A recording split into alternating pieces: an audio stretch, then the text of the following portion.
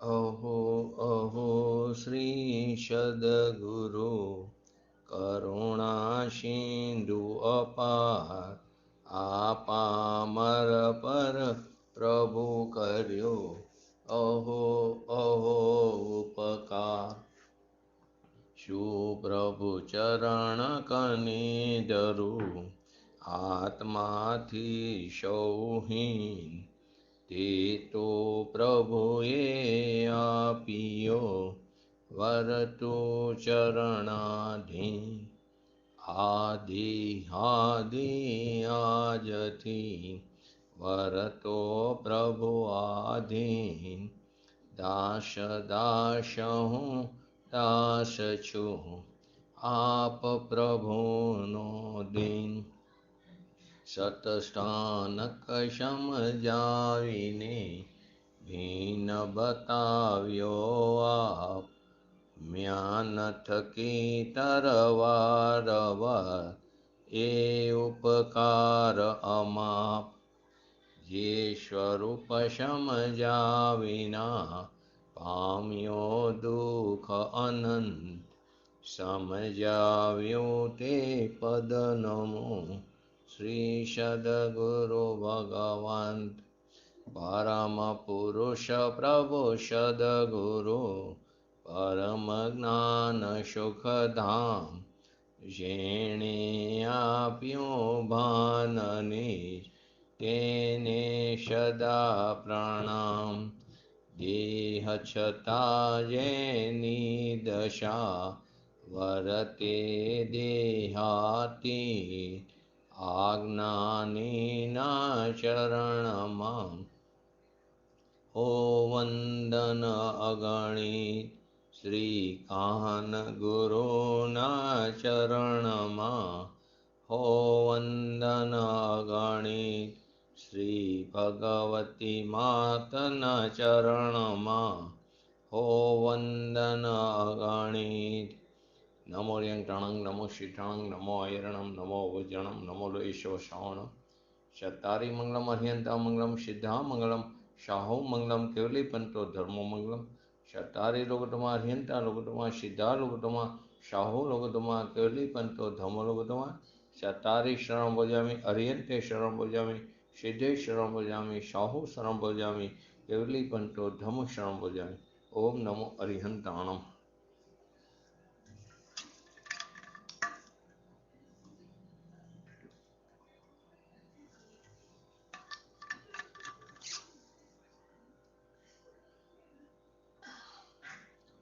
આપણે આત્મસિદ્ધિ શાસ્ત્ર તેની અંદર આત્માર્થીના લક્ષણ ચાલે છે.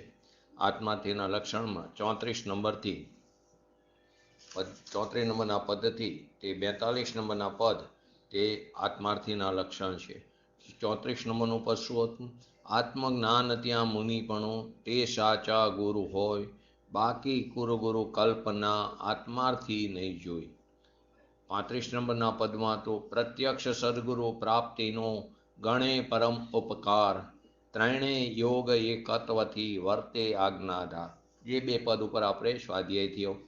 36 નંબરનું પદ ચાલે છે. એક હોય ત્રણ કારમાં પરમાર્થનો પંથ, પ્રેરે તે પરમાર્થને તે વ્યવહાર સંમત. 37 નંબરનું પદ આજ ચાલશે સાથે. એમ વિચારી અંતરે શોધે સદગુરુ યોગ, કામ એક આત્માર્થનું બીજો નહીં મન રોગ. અને 38 નંબરનું પદ કશાયની ઉપશાંતતા માત્ર મોક્ષ અભિલાષ, ભવે ખેદ પ્રાણી દયા ત્યાં આત્માર્થ નિવાસ. તો છેલ્લે આપણે 36 નંબરના પદમાં આ એક વસ્તુ સમજાતા અને સાથે એક સ્વચ્છંદ મત આગ્રહ તજી વર્તે સદગુરુ લક્ષ, શંકિત તેને ભાખિયું. આગળ આવી ગઈ વાત આપણે કારણ ગણી પ્રત્યક્ષ, કે જેણે જ્ઞાનીના ભાવને જાણીને તે જ્ઞાની વિતરાગનું શું કહેવું છે, તેના ભાવનું લક્ષ્ય કર્યું છે. તે જ્ઞાની વિતરાગનું શું કહેવું છે, તેના ભાવનું એને લક્ષ્ય કર્યું હોય, તેને સતને સાંભળ્યું છે. જ્ઞાનીના સ્ત્રી મુખેથી તેને આત્માની વાત સાંભળી છે અને પોતાની અંતરની અંદર એને સહજ પોતાનો વીર્ય વિછરું છે, વીર્યોલ્લાસ ભાવ એને આવ્યો છે. તેને મારામાં આ વિધિએ પૂર્ણ થવાની પૂરી યોગ્યતા પડી છે એવો અંદરથી હકાર આવે છે કે જેણે જ્ઞાનીના ભાવને જાણ્યા છે. માટે શું કીધું? પ્રત્યક્ષ સદગુરુ પ્રાપ્તિનો ગણે પરમ ઉપકાર, ત્રણેય યોગ એકત્વથી વર્તે આજ્ઞાદાર. એટલે કે તેમની આજ્ઞાએ વર્તવાનો, એટલે કે વિતરાગ પુરુષની આજ્ઞા આરાધવાનું તો તેનું એક જ લક્ષ્ય છે. અને તે પરમાર્થ આશય જાળવવાનો તે પુરુષાર્થ કરે, પોતાના સ્વભાવનો આશ્રય લઈને વિતરાગ દશા પ્રાપ્ત કરવાનો તે પુરુષાર્થ કરે છે.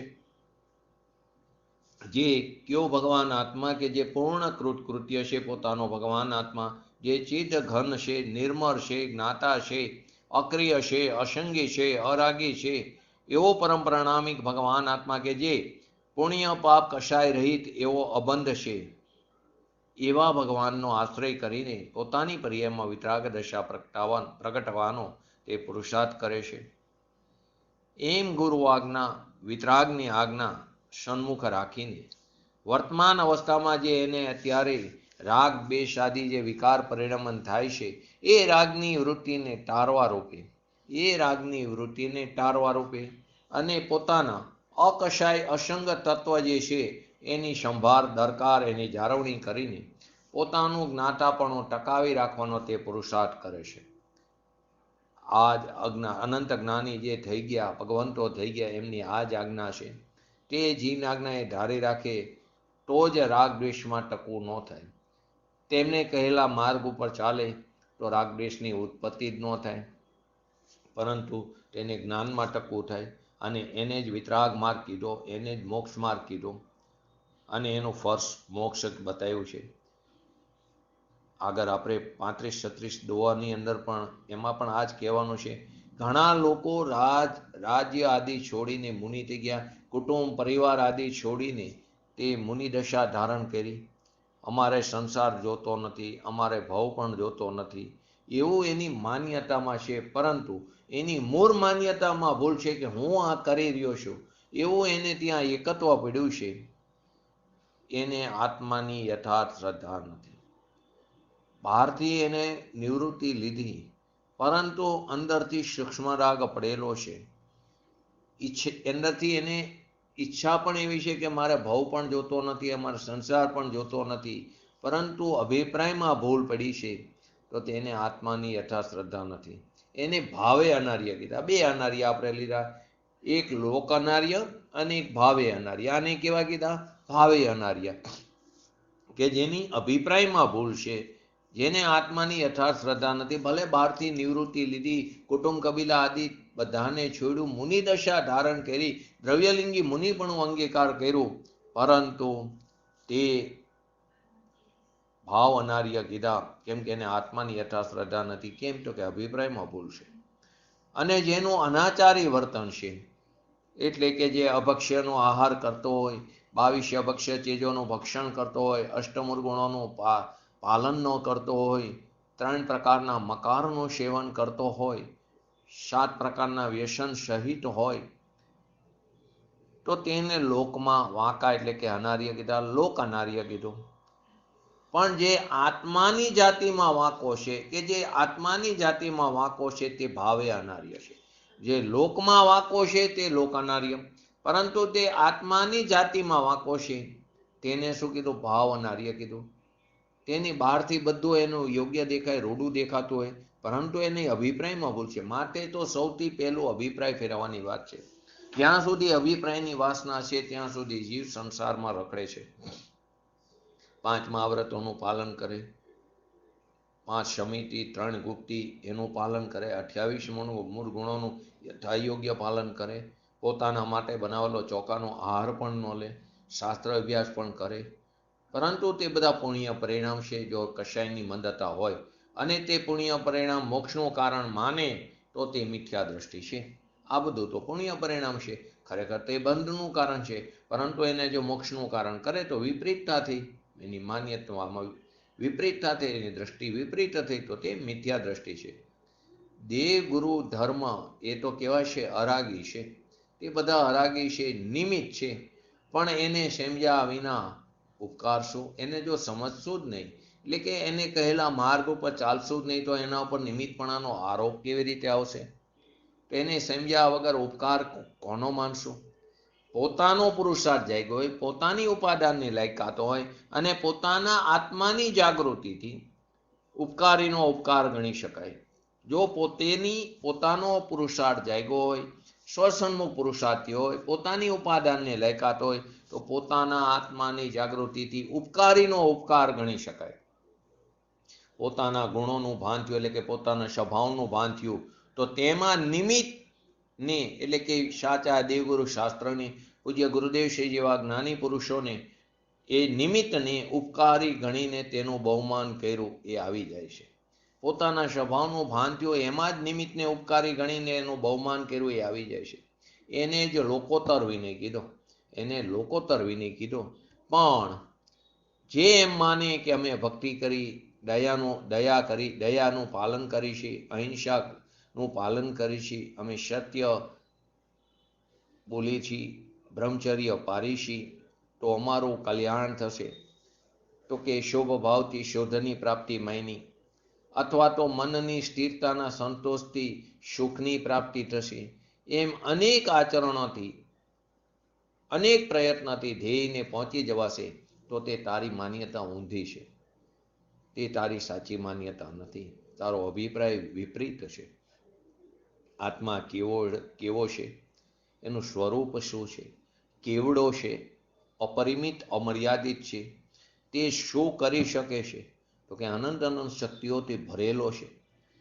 એ યથાર્થપણે ગુરુ ગમે જેણે જાણ્યું નથી, સાચા ગુરુનું શરણ જેણે કર્યું નથી, પોતાના સ્વચ્છંદે જેણે અર્થ કર્યો છે અને કહે કે મોક્ષનો માર્ગ એક છે અને એ જ આપણો ધ્યેય છે, અમે જે કરીએ છીએ તે પરંપરાએ મોક્ષનો પામી શકાશે, એ મોક્ષને પામવાનો ઉપાય છે, તો કે તારી માન્યતા ખોટી છે, જૂઠી જ છે, જૂઠી જ છે. જેને યથાર્થપણે ગુરુ ગમે જેણે જાણ્યું નથી કહે કે મોક્ષનો માર્ગ એક છે, બોલવામાં આવે, શબ્દમાં બોલે, એ જ આપણો ધ્યેય છે, એટલે અમે જે કરીએ છીએ તે પરંપરાએ મોક્ષને પામી શકશું, એ જ મોક્ષને પામવાનો ઉપાય છે, તો તારી માન્યતા જૂઠી જ છે. તત્વ કેવું છે? શુદ્ધ છે, સ્વત છે, વિતરાગ છે, કે બીજાના નિમિત્તથી કે રાગ ભાવથી કે બીજા કોઈ વ્યવહારથી કેવી રીતે ઉગડે એટલે કેવી રીતે પ્રાપ્ત થાય. તત્વ નિરપેક્ષ છે, સ્વતંત્ર છે, તે સ્વત શુદ્ધ વિતરાગી છે, તે બીજાના નિમિત્તથી એટલે કે સાચા દેવગુરુ શાસ્ત્રથી કે ભગવાનની દિવ્ય વાણી કોઈ પણ નિમિત્ત લો, અથવા તો રાગ ભાવથી એટલે કે શુભ ભાવથી, અથવા તો કોઈ પણ પ્રકારના બીજા વ્યવહારથી, વ્યવહાર રત્નત્રીથી તે કેવી રીતે ઉઘડશે? આત્મદ્રવ્ય પોતે જ અકારણભૂત છે, કેમ કે આ દરેક દ્રવ્ય પોતે જ અકારણભૂત છે, કેમ કે દરેક દ્રવ્યની અંદર અકાર્ય કારણત્વ શક્તિ પડેલી છે. તો આત્મદ્રવ્ય પોતે જ અકારણભૂત છે, પોતે જ અંદર અકારણભૂત છે. કોઈના આધારે તેની હયાતી નથી, કોઈના આધારે એની હયાતી ન, દરેકનું અસ્તિત્વ પોતાને કારણે છે, દરેકનું અસ્તિત્વ સ્વતંત્ર છે, દરેકનું અસ્તિત્વ પોતાને કારણે છે, કોઈના આધારે નથી, નહીં તો પરાધીન થઈ જાય. પરાશ્રિત જેનું ટકવું નથી એવું અરાગી સ્વતંત્ર તત્વ પરાશ્રય કરવાથી કેવી રીતે ઉગડે, કેવી રીતે પ્રાપ્ત થાય? પરાશ્રિત જેની અંદર નથી એવું જે અરાગી સ્વતંત્ર તત્વ છે તે પરનો આશ્રય કરવાથી, સાચા દેવગુરુ શાસ્ત્રનો આશ્રય કરવાથી એની પ્રાપ્તિ નહીં થાય. ભગવાનની દિવ્ય વાણીની સાંભળવાથી પ્રાપ્ત નહીં થાય. ભગવાનની દિવ્યવાણીમાં કહેલા માર્ગ ઉપર સ્વત પોતે ચાલશે ત્યારે તેને તેની પ્રાપ્તિ થશે. ત્યારે ભગવાનની વાણી નિમિત્ત રૂપે આવે છે, એનો ઉપકાર આવે છે. પૂજ્ય ગુરુદેવ શ્રી નિમિત્ત ક્યારે કહેવાશે? કે આપણે તેમને કહેલા માર્ગ ઉપર ચાલી અને આપણા આત્માનું કલ્યાણ કરી તો પૂજ્ય ગુરુદેવ શ્રી જેવા જ્ઞાની પુરુષો નિમિત્ત રૂપે કહેવાશે. તો પરાશ્રિત જેનું ટકવું નથી એવું અરાગી સ્વતંત્ર તત્વ પરાશ્રય કરવાથી ક્યારેક કેવી રીતે ઉગડશે? નહીં ઉગડી શકે. અને જો આ ઉગડશે એવું માન્યું તો તે મિથ્યા છે. તો કે જ્ઞાન સ્વરૂપની જે કરા છે તે જ્ઞાનની સમજણમાં છે, જ્ઞાન સ્વરૂપની કરા જ્ઞાનની સમજણમાં જ છે, અને તે જ્ઞાન વડે છે જ્ઞાન સ્વરૂપની સમજણ એ કરા જ્ઞાનની સમજણમાં છે અને જ્ઞાન વડે જ છે. એ માટે ફરીવાર શું કીધું? એક હોય ત્રણ કારમાં પરમાર્થનો પંથ પ્રેરે તે પરમાર્થને તે વ્યવહાર સંમત. હવે વ્યવહાર કોને કીધું? ભગવાન આત્મા તો નિર્મળ છે, પવિત્ર છે, શુદ્ધ છે, અક્રિય છે, અરાગી છે, અસંગી છે, અબંધી છે, પરમ પરિણામિક છે. એવો ભગવાન આત્મા જે શુદ્ધ, સ્વત, નિરપેક્ષ, સ્વતંત્ર છે, એ સ્વાશ્રય રૂપ સાધક અવસ્થાને, જે સાધક અવસ્થા છે એને વ્યવહાર કીધો. સ્વના આશ્રય પ્રાપ્ત થયેલી જે સાધક અવસ્થા છે, ચોથા ગુણસ્થાનથી 12મા ગુણસ્થાન સુધી, એને શું કીધો? વ્યવહાર કીધો છે. એ વ્યવહાર પણ ક્યાં હોય? બહાર નથી, આત્મામાં જ હોય. ને આપણે કોને વ્યવહાર કહીએ છીએ? તો કે દયા, દાન, વ્રત, તપ. એ વ્યવહારની વાત નથી. જે સ્વના આશ્રયે જે સાધક દશા પ્રગટી છે ને, એ સાધક દશાને એને અહીંયા વ્યવહાર કીધો. એ મોક્ષ માર્ગને અહીંયા વ્યવહાર કીધો. પુણ્ય, પાપ, કષાય, રાગદ્વેષ આદિ વિકારી પરિણમન આદિ જે એની જે રુચિ છે, એ રુચિને છેદીને રાગના અભાવરૂપ, એને છેદીને એટલે કે રાગના અભાવરૂપ જ્ઞાનમાં ટકી રહેવાનો, પોતાના સ્વભાવમાં ટકી રહેવાનો જ્ઞાન ક્રિયારૂપ જે પુરુષાર્થ છે તે વ્યવહાર છે. એ વ્યવહાર અનંત જ્ઞાનીઓએ સ્વીકાર્યો છે. પ્રેરે તે પરમાર્થને તે વ્યવહાર સંમત. બીજી લીટીનો શબ્દનો ચાલે છે. શું કીધું? વ્યવહાર કોને કીધું? કે સાધક અવસ્થાને. તો સાધક અવસ્થા કેવી રીતે પ્રાપ્ત થાય? તો કે સ્વના આશ્રય. તો સ્વ આશ્રય રૂપ જે સાધક અવસ્થા છે એને વ્યવહાર કીધો. અને એ વ્યવહાર પણ ક્યાં હોય? આત્મામાં જ હોય છે. એ વ્યવહાર પણ આત્મામાં જ હોય. માટે આપણે વારંવાર બોલીએ, નિશ્ચયપૂર્વક જ વ્યવહાર હોય છે. સાધક અવસ્થામાં નિશ્ચય એટલે કે નિશ્ચય છે તે, તો તેની અંદર જ તે વ્યવહાર હોય છે. તે વ્યવહાર પણ આત્મામાં જ હોય છે. તો પુણ્ય, પાપ, કષાય, રાગદ્વેષ આદિ વિકારી જે પરિણમન છે, એનું જે રુચિ આપણને છે અનાદિકાળથી, એ રુચિને છેદીને રાગના અભાવરૂપ જ્ઞાનમાં ટકી રહેવાનો જ્ઞાન ક્રિયારૂપ જે પુરુષાર્થ કરે, તે વ્યવહાર અનંત જ્ઞાનીઓએ સ્વીકાર્યો છે. સદગુરુ, સતશાસ્ત્ર, ગુરુ શાસ્ત્ર અને સદગુરુના નામની ભક્તિનો શુભ ભાવ એકલો પરાશ્રય કીધો. સદગુરુનો, એની ભક્તિનો ભાવ, સાચા શાસ્ત્રનો ભાવ, એનો વાંચનનો ભાવ, સ્વાધ્યાયનો ભાવ, એની નામની ભક્તિનો શુભ ભાવ, તે બધું શું છે? પરાશ્રય છે. પરના આશ્રય, તે મોક્ષ માર્ગ નથી. સતને ઓળખા વગર, પોતાના સ્વભાવની પહેચાન વગર, પોતાના સ્વભાવના ભાન વગર, એ બધી રાગની ભક્તિ છે. એ બધાને શું કીધું? રાગની ભક્તિ છે. અને એ શુભ ભાવ કઈ મોક્ષ માર્ગ બાજુ આપણને પ્રેરણા નથી કરતું. એ શુભ ભાવના અભાવપૂર્વક શોધની પ્રાપ્તિ થાય છે. પણ જેટલો શુભ અશુભ ભાવોનો પૂર્ણતાના લક્ષ્ય અભાવ કરે, તે અરાગ ભાવ મોક્ષ માર્ગનો પરમાર્થનો હેતુ છે. જેટલો પણ શુભ અશુભ ભાવ છે, એ ભાવોનો પૂર્ણતાના લક્ષ્ય, સ્વભાવના લક્ષ્ય અભાવ કરે, તો એ અરાગ ભાવ તે શું છે? પરમાર્થનો હેતુ છે. અને તે એની જ્ઞાનની ક્રિયા કીધી. એ જ્ઞાન ક્રિયા છે. આગળ કીધું ને, જ્ઞાન ક્રિયા રૂપ પુરુષાર્થ કરે. તો કઈ જ્ઞાન ક્રિયા? તો કે શુભ અશુભ ભાવોનો પોતાના સ્વભાવના લક્ષ્ય, પૂર્ણતાના લક્ષ્ય અભાવ કરે, તે અરાગ ભાવ પરમાર્થનો હેતુ છે. તે જ્ઞાનની ક્રિયા છે. અભાવ કરે એટલે રાગદ્વેષની ઉત્પત્તિ જ ન થાય. સ્વભાવનો આશ્રય કરે તો રાગદ્વેષનો, એનું લક્ષ્ય કરે તો રાગદ્વેષની ઉત્પત્તિ જ નહીં થાય. માટે ત્યાં શું કીધું? અશુભ અશુભ ભાવોનો પૂર્ણતાના લક્ષ્ય અભાવ કરે. અભાવ એટલે ઉત્પત્તિ જ ન થાય. તો એ અરાગ ભાવ પરમાર્થનો હેતુ છે. અને તે જ્ઞાનની ક્રિયા છે. અને તે પૂર્ણ પરમાર્થને પમાડે છે. તેનાથી શુદ્ધિની પૂર્ણતા થાય છે. અને વચ્ચે એટલે કે સાધક દશામાં શુદ્ધિની ઉત્પત્તિ થઈ અને શુદ્ધિની પૂર્ણતા થાય. ત્યાં વચ્ચે જે છે તે શુદ્ધિની વૃદ્ધિ થઈ. તો કે એ જે સાધક દશા છે, એટલે કે એની અંદર વચ્ચે સતદેવ ગુરુ ધર્મનો વિનય પણ આવી જાય છે. તેમાં સાચા દેવગુરુ શાસ્ત્રનો વિનય પણ આવી જાય છે. એવો એને શુભ ભાવ પણ આવી જાય છે.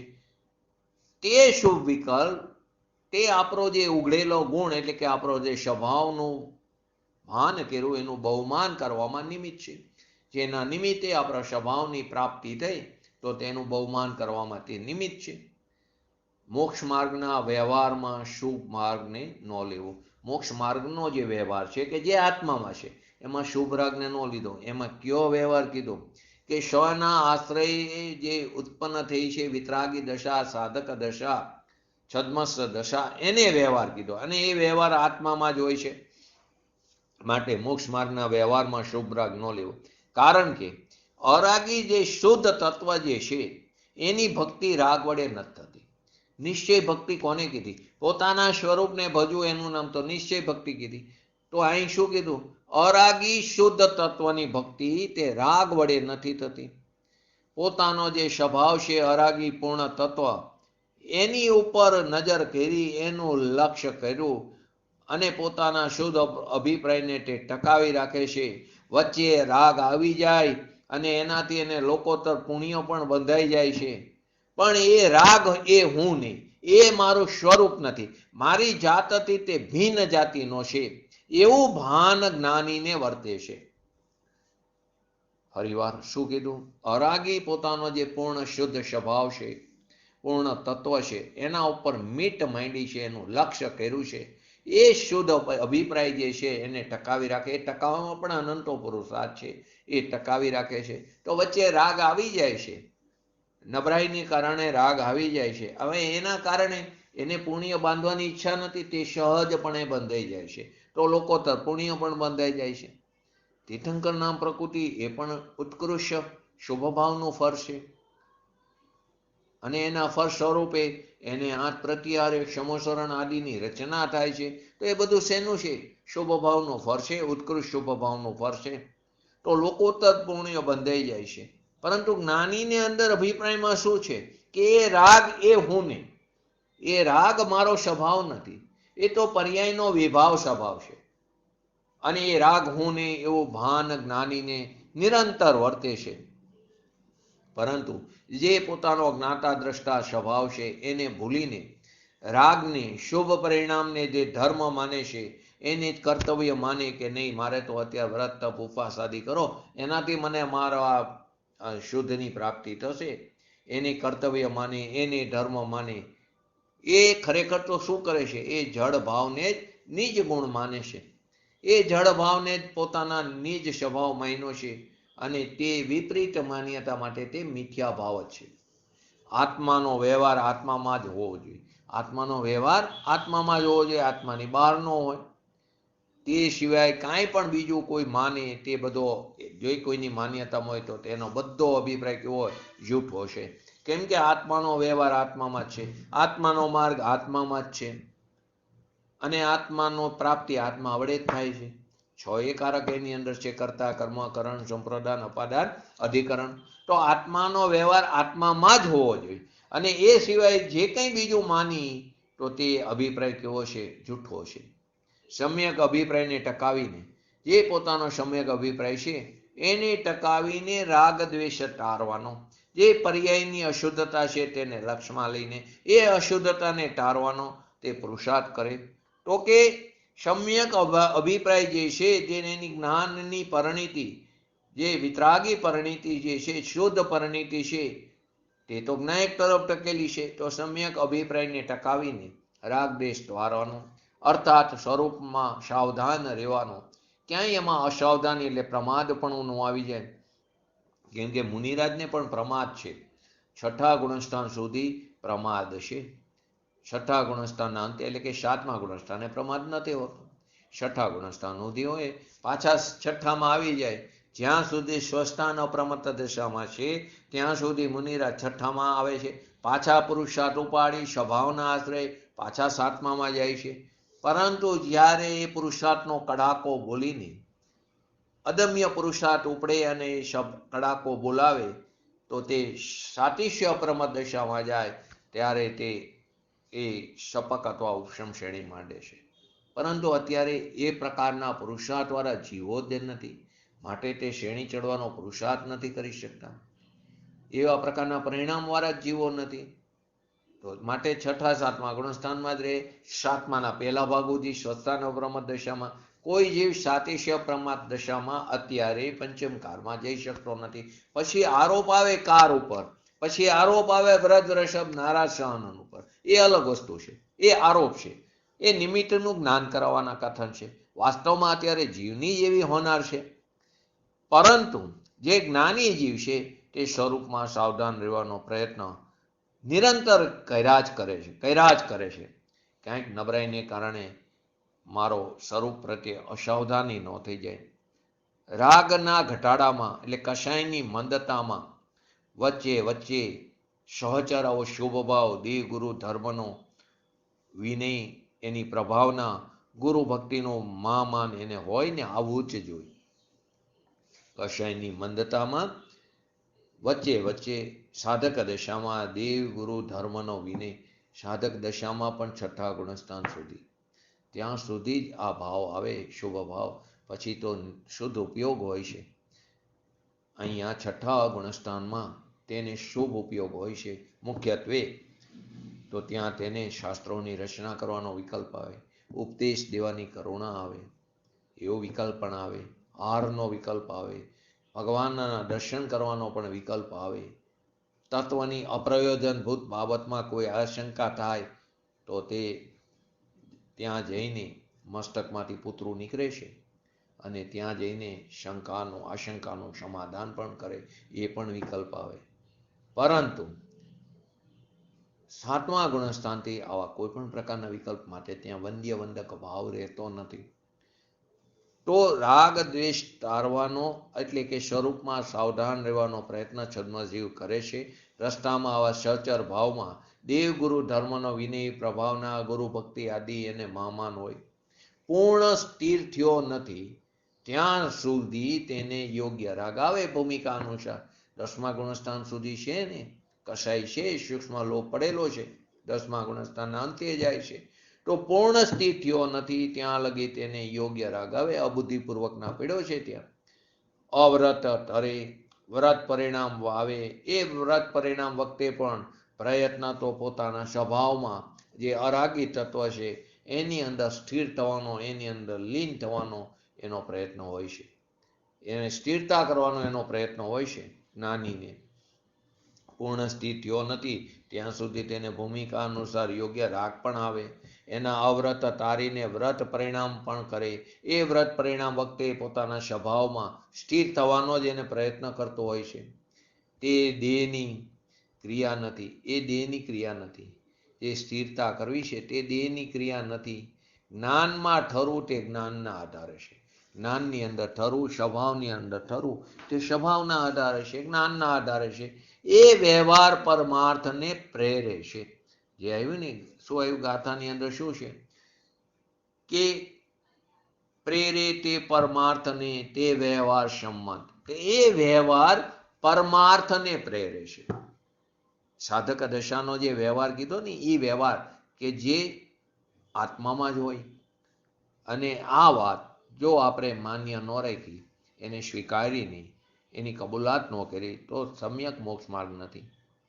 મન, વાણી, દેહની ક્રિયા, શુભ પરિણામ એ આદિ વ્યવહાર પણ નથી. એ વ્યવહારનું નામ પણ નથી. મન, વાણી, દેહની ક્રિયા, શુભ ભાવ, શુભ પરિણામ તે વ્યવહાર નથી. એ વ્યવહાર પણ નથી. આવી સમજણ જેને કરી તો તેની કૂંચી કેવી, યોગ્ય તારાની કૂંચી, એટલે સમ્યક કૂંચી કીધી કે તો તારું ખુલશે. તારામાં ગમે એ ચેવી નાખશો તો તારું નહીં ખુલે. તો આપણે આ ભાવનો અભાવ કરવાનું તારું ખોલવું હોય તો આવી સમજણ કેળવવી પડશે. તો આવી સમજણ તે સમ્યક કૂંચી છે. અનંત કાળનો આ અજાણ્યો આત્મધર્મનો માર્ગ અનંતકાળથી રખડી છે. તો આ માર્ગ ઉપર ચાલ્યા નથી. સાંભળ્યું એ તો અનંતવાર દિવ્યવાણી પણ સાંભળી, અનંતવાર દ્રવ્યલિંગી મુનિપણું પણ ધારણ કર્યું, પરંતુ આત્મધર્મને પ્રાપ્ત ન કર્યું. તો અનંત કાળનો અજાણ્યો, કેમ કે અપૂર્વ નથી ને, અપૂર્વ કીધું ને, કેમ કે ક્યારે પૂર્વે પ્રાપ્ત નથી કર્યું. તો અજાણ્યો એવો આત્મધર્મનો લોકોત્તર માર્ગ આપણને અત્યારે બહુ અઘરો પડે, કઠિન પડે છે. આવું તો દર વખતે થતું હોય. દરેક જ્યારે એને તત્વની ભલે ઉપરની રુચિ થઈ હોય, ન સમજાય તો આવા ક્રિયાકાંડમાં ચાલ્યા જાય છે. તો એને લોકોત્તર માર્ગ કેવો લાગે છે, અઘરો પડે છે. આડું અવરું કાંઈ નહીં, જેમ છે તેમ સમજે છૂટકો છે. જેવું વસ્તુ સ્વરૂપ છે તેવું સમજે છૂટકો છે. સમજાય ન સમજાય પણ પ્રયત્ન ચાલુ રાખો. કેમ ન સમજાય? સમજાય જ તે. અનંતકાળમાં ન સમજાણું તો એ વાત કઈ સાધારણ તો ન હોય. અનંતકાળથી પ્રયત્ન કરે છે જીવ. દરેક જીવને સાચા સુખની પ્રાપ્તિ કરવી છે. હા,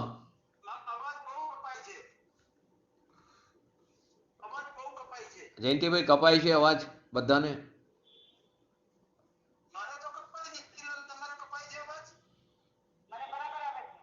જયંતિભાઈ? હા,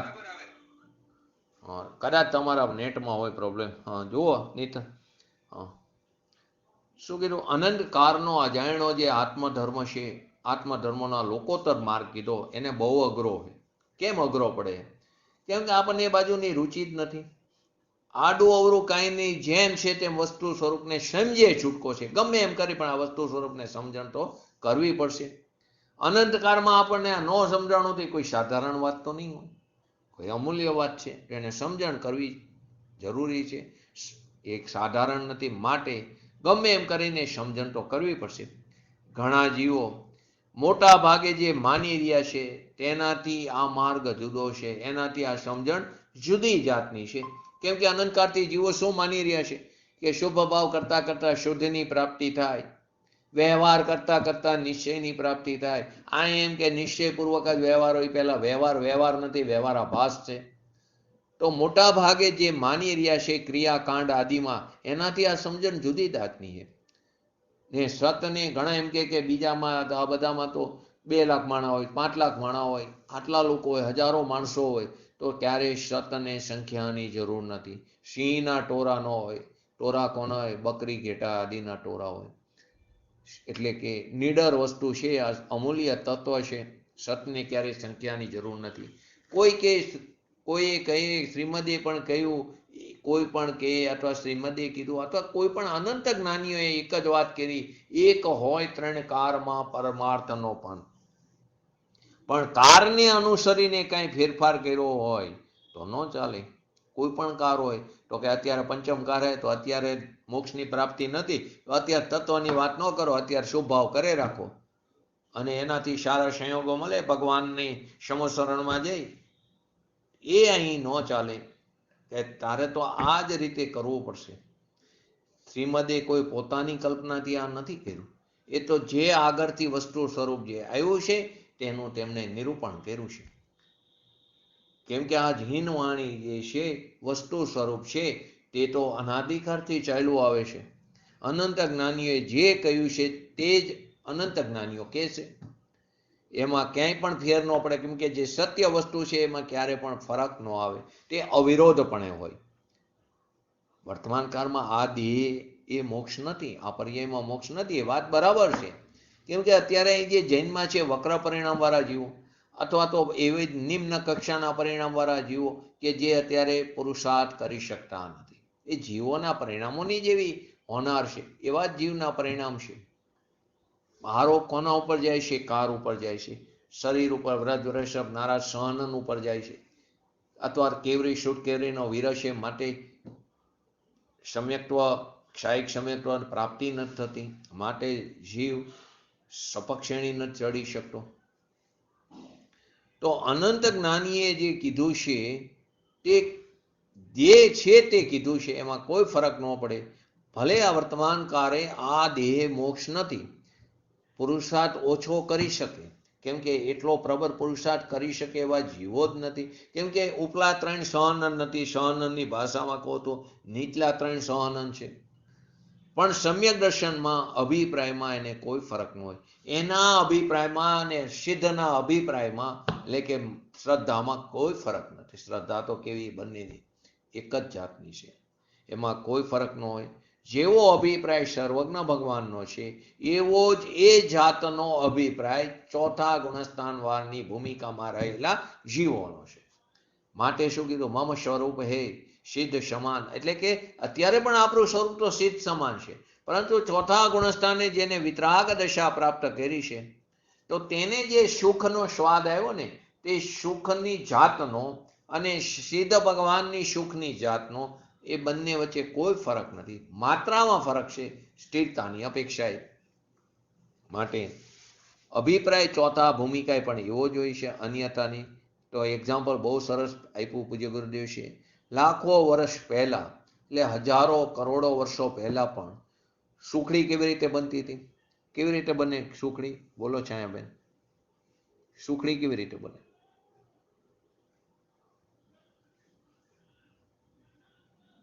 અત્યારે કેવી રીતે બને? આગળ કઈ રીતે બનતી હશે? બોલો જયંતિભાઈ. સુખડી સાદી, આપણે લૌકિકની વાત છે.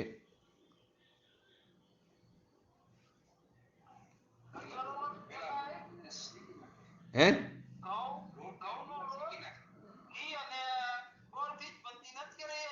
વાહ, તો શું કહે બધા એના ઉપરથી સિદ્ધાંત લેવાનો નિકુંજભાઈ, સરસ. લાખો વર્ષ પહેલા પણ ગોળ, ઘી અને લોટની સુખડી થતી હતી. આજે પણ તેમ જ થાય છે. કદાચ ઘરપણમાં સેજ ફરક રહે, પણ સુખડી બનવાની ક્રિયા, બનાવવાની ક્રિયા તો એ જ છે. પણ ઘી, ગોળ અને લોટ સિવાય ક્યારે લાખો વર્ષ પહેલા વિષ્ટાથી, ધૂળથી કે રેતીથી સુખડી 3 કારમાં બની હતી? ન બને, ક્યારેય ન થાય. એમ અનંત કાળમાં અનંત જ્ઞાની ભગવંતો થઈ ગયા, થઈ રહ્યા છે ને થશે. તે બધાને સમ્યક દર્શન, સમ્યક જ્ઞાન, સમ્યક ચારિત્ર મય મોક્ષ માર્ગ કીધો છે. અનંતકાળ પહેલા પણ આ જ હતો મોક્ષ માર્ગ, અત્યારે પણ એ છે અને ભવિષ્યમાં પણ એ જ રહેશે. જેવી રીતે લાખો વર્ષ પહેલા સુખડી જે રીતે બનતી હતી, અત્યારે પણ એ રીતે બની રહી છે, ભવિષ્યમાં પણ તે રીતે બનશે. કોઈ નવી રીત નથી, એક જ માર્ગ છે. આવો આત્મા અવિનાશી, પૂર્ણ જ્ઞાની, પરથી જુદો, સિદ્ધ ભગવાન જેવો છે. પૂર્ણ જ્ઞાની છે, પરથી જુદો છે, ભિન્ન છે, અને સિદ્ધ ભગવાન જેવો મમ સ્વરૂપે સિદ્ધ સમાન, એવી નિશંક શ્રદ્ધા, તેનું સમ્યક જ્ઞાન અને તે જ્ઞાનમાં ટકી રહેવું એ વ્યવહાર. ફરીવાર, આત્મા કેવો છે? અવિનાશી છે, પૂર્ણ જ્ઞાન છે, પૂર્ણ જ્ઞાની છે, પરથી હું કેવો છું? ભિન્ન છું. મારો આત્મા સિદ્ધ ભગવાન જેવો છે. દ્રવ્ય દ્રષ્ટિએ મારામાં ને ભગવાનમાં કોઈ ફરક નથી, હું પણ ભગવાન આત્મા છું. એવી નિશંક શ્રદ્ધા, તેનું જે સમ્યક જ્ઞાન અને તે જ્ઞાનમાં ટકી રહેવું, એટલે કે ચારિત્ર, એટલે કે દર્શન, જ્ઞાન અને ચારિત્ર, એ વ્યવહાર એ જ લોકોત્તર માર્ગ છે. આ કારે ભલે પરમ અવઘાટ સંકિત ન થાય, આ કારે પૂર્ણતા નથી એટલે પરમ અવઘાટ સંકિત ન થાય, પણ દઢતર સંકિત થાય. ભલે અત્યારે આપણે ક્ષાયિક વત શબ્દ ઘણી વાર આવે છે, જોડણી ક્ષાયિક શબ્દ પણ આવે છે. તો આ કારે પરમ અવઘાટ સંકિત ન થાય, પણ દઢતર સંકિત થાય છે. પૂર્ણ કેવળ જ્ઞાન ન થાય, પણ એના બીજ વાવી શકાય છે, એટલે કે સમ્યક દર્શનની પ્રાપ્તિ, ધર્મની પ્રાપ્તિ કરી શકે છે. ભલે કેવળ જ્ઞાન ન થાય, પણ બીજ નાખી છે, અને તેમાં સમ્યક જ્ઞાન રૂપી સિંચી એ જળથી, તો પૂર્ણ જ્ઞાન પણ પ્રાપ્ત થશે સમયે, જ્યારે થવાનું ત્યારે. ભલે આ કારે પૂર્ણ કેવળ જ્ઞાન ન થાય, પણ એના બીજડા તો અત્યારે પણ વાવી શકે, અને એના બીજડા તે જ જાતના હોય. જેવું પાક ઉત્પન્ન થાય તો એનું બીજ પણ કેવું હોય? તે જ જાતનું હોય. આ કારે એક અવતારીપણું થઈ શકે છે. આ કારે એક અવતારીપણું થઈ શકે. કેવી રીતે થશે? બોલો. આ કારે એક અવતારીપણું, એક અવતારી.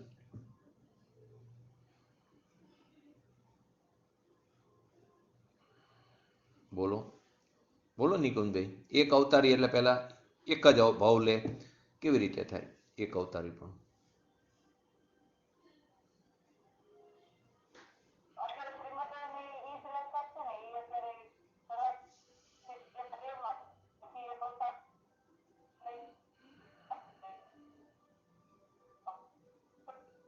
બરાબર છે, એક અવતારીપણું એ રીતે પણ બરાબર છે. અહીંથી જાય, સ્વાર્થ સિદ્ધિ વિમાનના દેવોમાં નથી કોઈ અત્યારે. પહેલી વસ્તુ, અત્યારે કોઈ એવા જીવો નથી કે કોઈ ઉપરના સ્વર્ગોમાં પણ જઈ શકે. અત્યારે કોઈ એવા જીવો નથી કે જે ઉપર જઈ શકે. સ્વાર્થ સિદ્ધિ વિમાનના દેવો તો થઈ જ ન શકે અત્યારે. પરંતુ નીચેના દેવોમાં પહેલું, બીજું, ત્રીજું બધામાં એક અવતારી હોય છે. બીજી વસ્તુ, અહીંથી કોઈ જીવ વિદેહ ક્ષેત્રમાં જાય અને ત્યાં પુરુષાર્થ ઉપાડે અને તે ભવે અહીંથી કોઈ જીવ, હા ફરી બોલું છું ને, અહીંથી કોઈ જીવ વિદેહ ક્ષેત્રમાં જાય, ભલે સંકિત સાથે ન જાય. અત્યારે કોઈ જીવ વિદેહ ક્ષેત્રમાં સમ્યક દર્શન સાથે જઈ શકતો નથી. આકારે પંચમ કારમાં ભરત ક્ષેત્રમાંથી, આ બે કન્ડિશન, ભરત ક્ષેત્રમાંથી પંચમ કારે કોઈ જીવ અત્યારે વિદેહ ક્ષેત્રમાં સંકિત સાથે ન જતો. ત્યાં જઈને સમ્યક્ત્વ પ્રાપ્ત કરે ને પૂર્ણતા પણ પ્રાપ્ત કરે. ત્યાં જઈને સમ્યક દર્શન પ્રાપ્ત કરે. એ 3 કલ્યાણક વાળા જીવો છે ને, 2 કલ્યાણક વાળા પણ જીવો છે. ત્યાં જઈને દ્રવ્યલિંગી મુનિ પણ ધારણ કરે અને પછી ભાવલિંગી થાય તો 2 કલ્યાણક થશે, કેવળ જ્ઞાન અને મોક્ષ કલ્યાણક. કોઈ 3 કલ્યાણક વાળા પણ છે, ત્યાં જઈને સમ્યક દર્શન પ્રાપ્ત કરે તો જન્મ અને ગર્ભ નીકળી ગયું. અને તપ કલ્યાણક, જ્ઞાન કલ્યાણક અને મોક્ષ કલ્યાણક. તો કે આત્મા ભલે અત્યારે પરમ અવગાઢ સંકિત ન હોય, કેવળ જ્ઞાન ન હોય, પરંતુ એના બીજડા તે જાતના જોઈને અત્યારે આ કાર્ય એકાવતારી પણ થઈ શકે છે. સાચું જ્ઞાન, સાચી શ્રદ્ધા એટલે કે સમ્યક જ્ઞાન, સાચી શ્રદ્ધા એટલે સમ્યક દર્શન અને રાગ રહિત નિર્મળ જ્ઞાનમાં ટકી રહેવું એટલે કે સમ્યક ચારિત્ર, તે આત્માનો વ્યવહાર છે. એને આત્માનો વ્યવહાર કીધો, પર્યાય છે ને. તો શું કીધું? સાચું જ્ઞાન, સાચી શ્રદ્ધા અને રાગ રહિત નિર્મળ જ્ઞાનમાં ટકી રહેવું, તે ચારિત્ર અને તે આત્માનો વ્યવહાર છે. તો જ્ઞાન, રાગની જે વૃત્તિ ઉઠે, જે આપણને રાગ દ્વેષ આદિની જે વિકાર પરિણામ જે ઉત્પન્ન થાય છે, વૃત્તિ ઉઠે છે, એનો અભાવ કરીને, એનો અભાવ સ્વના આશ્રય થશે, તો તેનો અભાવ કરીને જ્ઞાનમાં ટકી રહેવું તે વ્યવહાર. એનો અભાવ કરીને જ્ઞાનમાં ટકી રહેવું, ચારિત્રપણું પ્રાપ્ત કરવું તે વ્યવહાર છે. દેહની ક્રિયા કે શુભ ભાવની ક્રિયા એ આત્માનો વ્યવહાર નથી. દેહની ક્રિયા, વ્રત, તપ, ઉપવાસ આદિ અથવા શુભ ભાવ તે આત્માનો વ્યવહાર નથી. જડની ક્રિયા અને જડનો વ્યવહાર છે. એ બધી જડની ક્રિયા છે અને જડનો વ્યવહાર છે. ક્રિયા 3 પ્રકારની છે. આપણે આગળ પણ લીધી હતી ક્રિયાના ભેદ. મુખ્યત્વે 2, વિકારી અને અવિકારી, એ આપણે આગળ સમજ્યા હતા. તો કે જડની ક્રિયા તે જડનો વ્યવહાર છે. તે વિજાતીય વિકારી પર્યાયને અવિકારીમાં ન ખતવી શકાય. તે કેવી છે? વિજાતીય છે, મારાથી ભિન્ન જાતિની છે, માટે વિજાતીય કીધી. એ વિકારી પર્યાયને અવિકારીમાં ન ખતવી શકાય. આ તત્વ સમજીને બેસાડવું એટલે કે અમલમાં મૂકવું પડશે. ને સમજણ ત્યારે જ કહેવાય કે જ્યારે અમલમાં મૂકી ત્યારે. તો આ તત્વને યથાયોગ્ય સમજીને, ગુરુગમે સમજીને બેસાડવું પડશે. ન બેસે તો હરવે સમજીને પણ બેસાડવું પડે. કદાચ તરત ન બેસે, કોઈનો ક્ષયોક્ષમ એ પ્રકારનો હોય, પણ હરવે ધીમે ધીમે, ક્યાંય ઉતાવળ નહીં કરવાની, ધીમે ધીમે સમજીને, એવું એક પેજ, એક ગાથાને પણ બરાબર સમજીને અંતરમાં ઉતારવું. પણ બીજું કંઈ માયનું, બીજા માનવાથી તત્વ ક્યારેય અન્યતા નથી થવાનું. તેથી જ આ ગાથામાં કીધું, એક હોય 3 કારમાં પરમાર્થનો પંથ, પ્રેરે તે પરમાર્થને તે વ્યવહાર સંબંધ. જે જાતનો નિશ્ચય હોય તે જ જાતનો વ્યવહાર હોય. જે જાતનો નિશ્ચય હોય, નિશ્ચયપૂર્વક વ્યવહાર, એવા શબ્દ તો બોલી છીએ આપણે. તો કે જે જાતનો નિશ્ચય હોય તે જ જાતનો વ્યવહાર હોય. આ વ્યવહારમાં ઘણાને બહુ જ તકલીફ થાય, મૂંઝવણ થાય, ગોટાળો થાય છે. જડ ભાવને આત્મભાવ માનીને બેઠો છે. કેમ કે આપણે ક્યાં વ્યવહાર માની લીધો? શુભ ભાવને. એ જડ ભાવ છે. એ જડ ભાવને શું માની લીધો? આત્મભાવ માની બેઠા કે એનાથી શુદ્ધની પ્રાપ્તિ થાય. પુણ્ય પાપ આદિનો જે ભાવ છે તે તો બંધ ભાવ છે. એનાથી અબંધ સ્વરૂપે ભગવાન આત્માની પ્રાપ્તિ કેવી રીતે થાય? એને આપણે શેની અંદર એ પુણ્ય ભાવને, પુણ્ય પાપના ભાવને આત્મામાં ખેંચવા, એની અંદર ખતવી છે. એ તો કસાય છે, એ તો આશ્રવ તત્વ છે. એને શેની અંદર નાખી છે? જીવ તત્વની અંદર. એને આત્મામાં ખતવી છે. તે વ્યવહારથી કલ્યાણ થતું હોય, જો એ વ્યવહારથી કલ્યાણ થતું હોય તો આજ સુધી કેમ ન થયું? આવો તો વ્યવહાર અનંતવાર કરી ચૂક્યા છે, અનંત અનંત સાધનો કર્યા, પણ એક એવું કેવું સાધન બાકી રહ્યું કે જેના ફળ સ્વરૂપે આપણને આત્માની પ્રાપ્તિ થાય? સાધન તો કયું? તો કે સ્વભાવનો આશ્રય ન કર્યો. બાકી બધું કરી ચૂક્યા. કેટલી વાર? તો કે અનંતવાર કરી ચૂક્યા. મુનિપણું પણ અનંતવાર કર્યું. અને એ બધા વ્યવહારથી જો કલ્યાણ થતું હોય તો આજ સુધી કેમ ન થયું? પરમાર્થ એટલે અભેદ નિશ્ચય આત્મ સ્વભાવ. પરમાર્થ એટલે એનો અર્થ કે નિશ્ચય, પોતાનો આત્મ સ્વભાવ. હવે જે શુદ્ધ આત્મ સ્વભાવ એને પહોંચી વળે તે પરમાર્થ ભૂત વ્યવહાર, કે સમ્યક દર્શન જ્ઞાન ચારિત્ર પૂર્વક મોક્ષ દશાની પ્રાપ્તિ થાય છે. તો તે પોતાના સ્વભાવને પહોંચી વળે એટલે કે તેને સિદ્ધ, એને સાધે છે, થાય છે સ્વભાવના આશ્રય. એના અભાવપૂર્વક પર્યાયના લક્ષ્ય નથી થતું, સ્વના લક્ષ્ય થાય છે, પરંતુ તેને મોક્ષનું કારણ કીધું. મોક્ષનું કારણ ચારિત્ર દશા કીધી મુનિ યોગ્ય, અને મુનિ યોગ્ય ચારિત્ર દશાનું કારણ સમ્યક દર્શન કીધું. તો મોક્ષનું કારણ પરંપરા કારણ સમ્યક દર્શનને કીધું. તો નિશ્ચય એટલે પોતાનો જે શુદ્ધ આત્મ સ્વભાવ તેને પહોંચી વળે તેનું નામ પરમાર્થ ભૂત વ્યવહાર. બીજા વ્યવહારથી ધર્મ નથી. બીજા જે આપણે જે વ્યવહાર કે એ વ્યવહારથી ધર્મ નથી. સાધક જીવ હું જ્ઞાન છું, હું સત છું, હું શુદ્ધ છું, હું અભેદ છું, હું અક્રિય છું, હું અબંધી સ્વરૂપી છું, હું અસંગી છું, એમ લક્ષ્યમાં લઈને અખંડ જ્ઞાનનો પુરુષાર્થ ઉપાડે છે. જ્ઞાની જીવ આ રીતે, સાધક જીવ જ્ઞાનનો પુરુષાર્થ ઉપાડે છે. અને સાથે જે સહચર રાગનો ભાગ આવે છે ભૂમિકા અનુસાર, તે હું નહીં એવું એને સહજ વિજ્ઞાન વર્તે છે, એવું એને ભાન છે સાધક જીવને.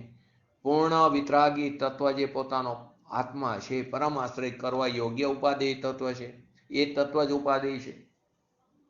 એ અભિપ્રાયને ટકાવી રાખવાનું, આ અભિપ્રાયને ટકાવી રાખવાનું જે જ્ઞાન બળ વર્તમાનમાં પુરુષાર્થપણે વર્તે છે તેનું નામ વ્યવહાર કીધું. આ જ્ઞાન બળને વર્તમાનમાં પુરુષાર્થપણે ટકાવી રાખવું, આ અભિપ્રાયને ટકાવી રાખવાનું જે જ્ઞાન બળ છે તેને વર્તમાનમાં પુરુષાર્થપણે વર્તે તે વ્યવહાર છે. એ વિના બીજો કોઈ પણ વ્યવહાર પરમાત્મા કોઈ નાખે તો તે મિથ્યાપણું છે. બાકી કોઈ વ્યવહાર જ નથી, વ્યવહારનું નામ પણ પામતું નથી. બહુ સરસ એક્ઝામ્પલ આપીને સમજાવ્યું છે પૂજ્ય ગુરુદેવશ્રીએ. 25 હાથ રેશમી આલ્પાક હોય એને ગજ વડે માપવો છે, એટલે વ્યવહાર કરવો છે. રેશમી કાપડ હોય એને ગજ વડે માપવો છે, વ્યવહાર કરવો છે. એના બદલે કોથરાના ટાંટનું કંતાન લઈ, કોથરો હોય એનું કંતાન લઈ અને ગજ વડે માપવા બેસે અને ગ્રાહકને કે લો આ 25 હાથ રેશમી આલમપાક, રેશમી કાપડ, તો શું તે લેશે? આપણે એવું કરી દઈએ છીએ. શુદ્ધની પ્રાપ્તિ કરવી છે, રેશમી કાપડ એ શુદ્ધ ભાવ છે. અને શેના વડે આપણે એને માપી છીએ? શેને ગજ વડે માપી, એટલે કે નિશ્ચય રત્નત્રયની પ્રાપ્તિ કરવી તો વ્યવહાર રત્નત્રય જે શુભ ભાવ છે એના વડે એની પ્રાપ્તિ કરવા જઈશે. તો નિશ્ચય રત્નત્રયને વ્યવહાર કીધો છે.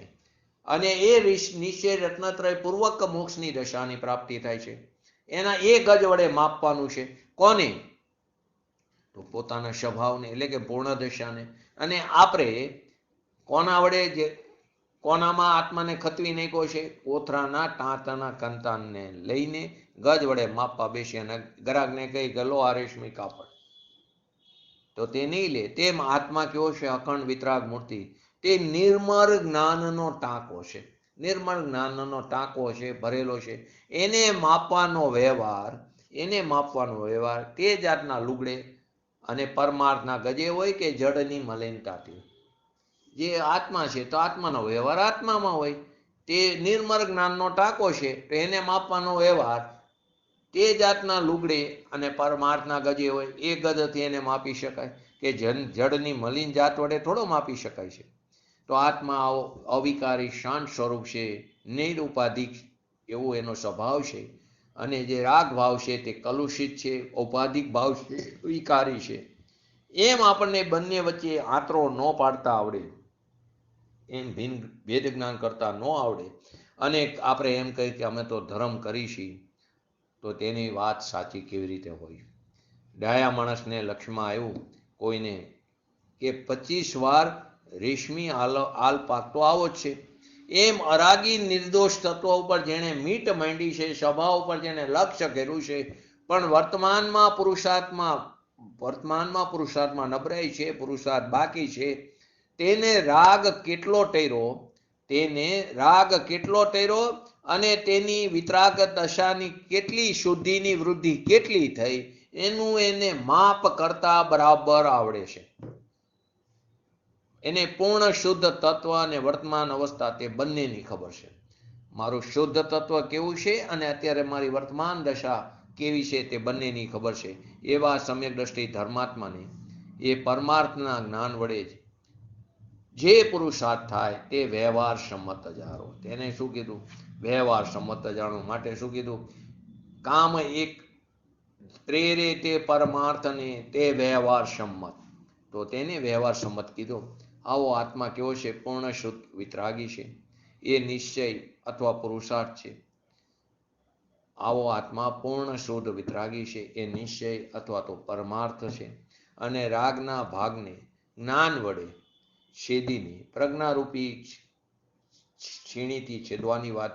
તો રાગના ભાગને જ્ઞાન વડે છેદીને જ્ઞાનમાં ઠરવાનો, એની અંદર સ્થિર થવાનો જે પુરુષાર્થ છે, ટકી રહેવાનો જે પુરુષાર્થ છે, એ જ વ્યવહાર છે. તે આત્મવ્યવહાર છે. બીજો વ્યવહાર કોઈ કહે તો તેને માનવો નહીં.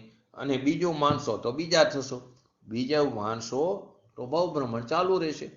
હવે 37 નંબરની ગાથા પદ. એમ વિચારી અંતરે શોધે સદગુરુ યોગ, કામ એક આત્માર્થનું બીજો નહીં મન રોગ. તો કે પરમાર્થનો પણ તો એક જ હોય.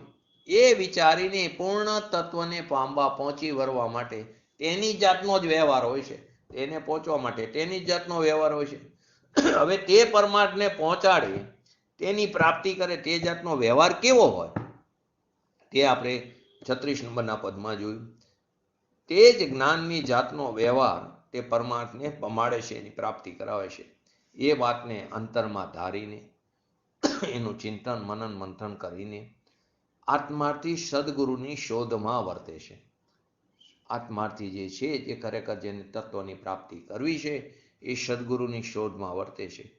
પણ કોઈ નામ નિક્ષેપે મનમાની પરમાર્થની વાત માન વડે ધારી રાખે અને પોતાના સ્વચ્છંદે ગુરુને ગોતવા જાય તો બીજું થાય. આગળ કીધું ને, બીજો માનશો તો બીજો થશે.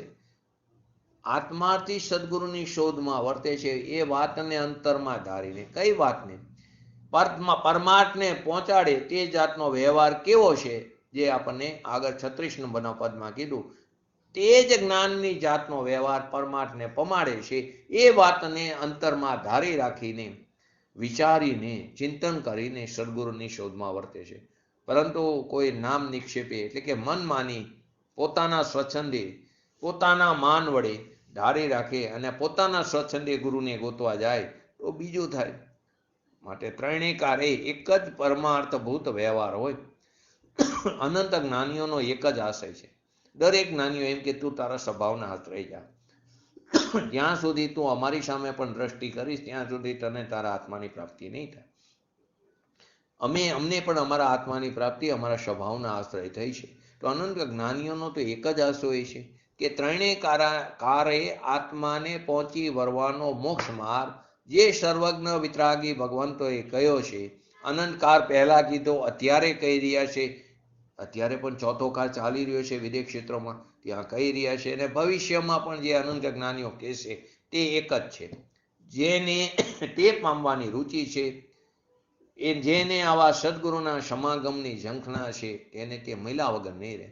જેને તે પામવાની રુચિ છે, ધગસ છે, તાલાવેલી છે, તેનો પુરુષાર્થ પણ તે રીતે પ્રબળ બનશે અને તેને નિમિત્ત પણ મળ્યા વગર રહેશે નહીં. એને સમવાય ગોતવા નહીં જવું પડે. એને સદગુરુના સમાગમની જેને ઝંખના છે તો તેને મળ્યા વિના નહીં રહે. કદાચ સદગુરુનો યોગ ન મળે પણ અંતરમાં એ પૂર્ણ પરમાર્થની ખટક હોય તો તેને આવો માર્ગ મળે છે. કદાચ એને ગુરુનો યોગ ન હોય પરંતુ પૂર્વના સંસ્કારો હોય અને અંતરમાં જ એ જ પૂર્ણ પરમાત્મા એને ખટક હોય એને આવો માર્ગ મળે. એટલે માર્ગને પામવાની રીત તો એક જ છે. અત્યારે તું માન કે ન માન, જ્યારે પણ તને તારા આત્માની પ્રાપ્તિ કરવી અથવા તો પૂર્ણ દશાની પ્રાપ્તિ કરવી હોય ત્યારે આ જ રસ્તે ચાલવું પડશે. આપણે ગુણસ્થાનની અપેક્ષાએ કહી તો તારે આટલા રસ્તામાં આટલા ગુણસ્થાન આવશે ને આવશે. પહેલું ગુણસ્થાન, છઠ્ઠું ગુણસ્થાન, સાતમું ગુણસ્થાન, સપક શ્રેણીના 8, 9, 10, 12 અને 13 અને 14 આ ગુણસ્થાન 9 ગુણસ્થાન રસ્તામાં આવશે ને આવશે. એક જ રસ્તો છે કે તું તારા આત્માના આશ્રય સમ્યક દર્શનની પ્રાપ્તિ કર, મુનિ યોગ્ય ચારિત્રપણો અંગીકાર કર અને સ્વભાવના આશ્રય શુદ્ધિની વૃદ્ધિ કરીને શુદ્ધિની પૂર્ણતા કરી શાદી અનંતકાળ સુધી આત્માના અસંખ્ય પ્રદેશે અવ્યાબાદ સુખનો ભોગવટો કર. આ સિવાય કોઈ બીજો રસ્તો નથી. આપણે પણ તે જ રસ્તા ઉપર ચાલીને પૂજ્ય ગુરુદેવ શ્રી જેવા જ્ઞાની પુરુષોનો આપણને કુદરતે સત્સમાગમ થયો છે તો તે સત્સમાગમનો આપણે ઉપયોગ કરી આપણા સ્વભાવનો આશ્રય લઈ અને આપણા પુરુષાર્થને પ્રબળ કરી આપણે પણ આવી દશાને શીઘ્ર પ્રાપ્ત કરી એવી પરમ વિરલ ભાવના સાથે આજનો નિર્ગતો પૂરું કરું. જય જીનેન્દ્ર. બોલો જયંતિભાઈ, જીનવાણી સ્તુતિ કે નિકુંજભાઈ, કોઈ પણ બોલો.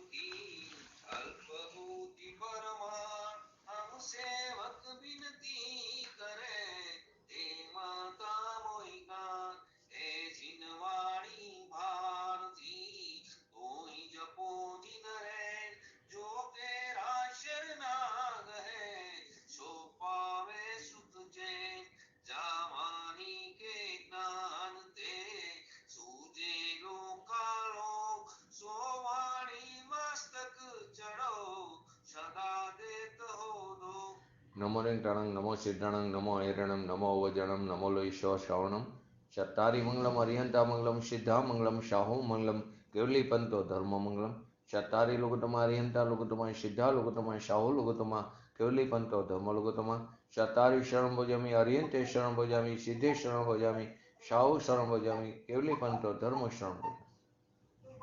બોલીએ શ્રી પંચ પરમેષ્ઠી ભગવંતોનો જય હો. બોલીએ શ્રી જીનવાણી માતનો જય હો. બોલીએ શ્રી પરમજ્ય બ્રહ્મોપકારી સદગુરુ દેવનો જય હો. બોલીએ શ્રી પ્રસમમૂર્તિ ભગવતી માતનો જય હો. બોલીએ શ્રી સનાતન જૈન દિગંબર ધર્મનો જય હો.